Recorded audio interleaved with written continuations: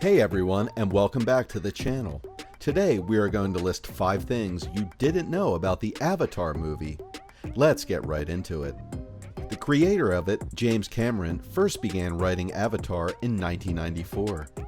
It took a long time for James Cameron to realize his vision for Avatar. The filmmaker reportedly first conceived of the images seen throughout his film in the 1970s when he wrote his first screenplay, and the ideas found throughout the record-breaking blockbuster evolved over the next several decades. According to ABC News, Cameron began writing Avatar in 1994, and he continued to rework and retool the script in the years that followed, wanting to wait until technology allowed the story to be made as he envisioned it. While Cameron attempted to launch it at various points, his previous attempts were unsuccessful. The filmmaker was unwilling to compromise on his vision. However, as technology advanced and New Age technology enabled greater possibilities to be realized, the possibilities became real.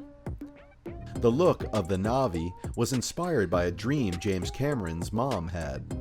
Much has been written and said about the relationship between dreams and cinema. The sights seen in dreams have undoubtedly richly inspired many images we've seen on the silver screen, though we don't hear about other people's dreams inspiring the images crafted by our most famous filmmakers. Unfortunately, as James Cameron revealed during the film's premiere, the inspiration for the Na'vi came from his mother's dream, in which she saw a 12-foot blue woman, which was kind of a cool image that stayed with the filmmaker. Furthermore, Cameron's inspiration for the Terminator came to him in a nightmare when he was sick in Rome. Composer James Horner used newly invented instruments for Avatar's score.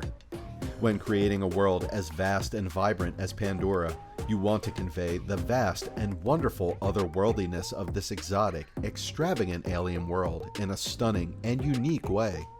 Aside from the memorable imagery, fantastical creature designs, and striking environments seen throughout Avatar, one of the most natural ways of conveying the magic and awe of this newfound planet is through the score, which can ease us into the journey and allow us to be swept up in its grandeur and majesty.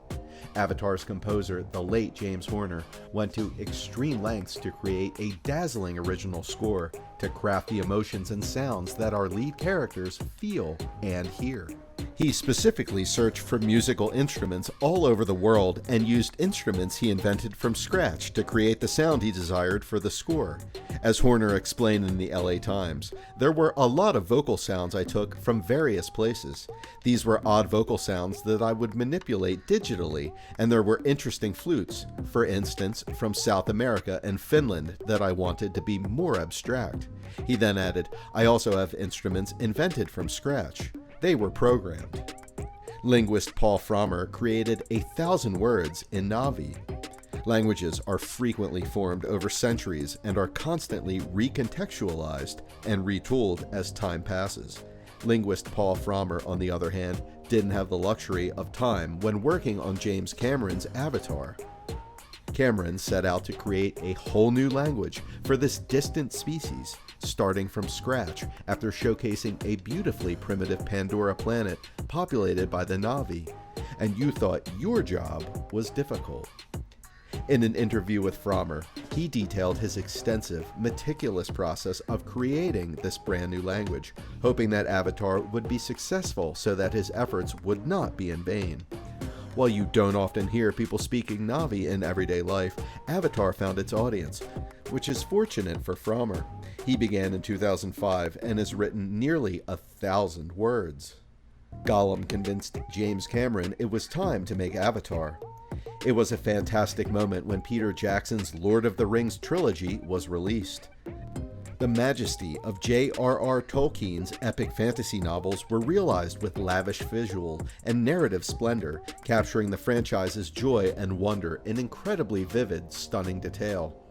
It is regarded as one of the best in film adaptations of the new millennium, and it's understandable. Jackson's enthralling trilogy is a work of art in terms of story, character, imagery, and special effects wizardry. The creation of Gollum, masterfully played through motion capture by Andy Serkis, is one of the most incredible achievements of the Lord of the Rings franchise. His excellent performance, combined with the incredible WETA CGI special effects, was an incredible step forward for CG effects. At least, that's how James Cameron felt. Cameron claims in an EW interview that seeing Gollum on screen was what convinced him that Avatar was a real possibility. Cameron said, looking at what Peter Jackson was able to do with Gollum, and then King Kong, all these examples of compelling photorealistic, fully CG characters in a photorealistic world. He then added, I don't think many people are aware that a lot of the jungle scenes in King Kong were actually CG. They did a lot with miniatures, but towards the end of what they were doing, a lot of the jungles in CG. That's it for today. If you guys enjoyed the video, make sure to hit that like button. Don't forget to subscribe and turn on that notification bell so you never miss out on any future content we'll produce for you guys. We're signing off now, but we will be sure to catch you all in the next one.